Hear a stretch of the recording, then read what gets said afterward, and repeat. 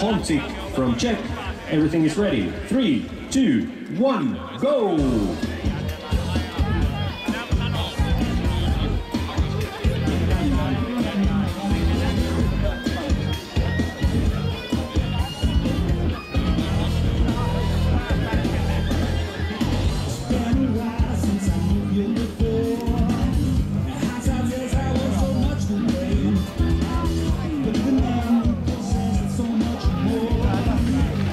Daniel Honzik, 25.19.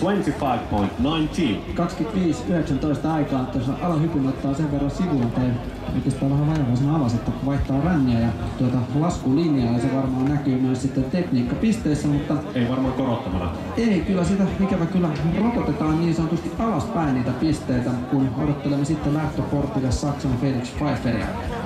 Kylläpä kyllä, ja kohta taas suomalaisilla luvassa, vartokaa hyvät ihmiset hetken aikaa, jännitys on käsin koskettuna, vaan 3 suomalaista vielä tulossa, kilpailu on jo reilusti yli puolen välin. Daniel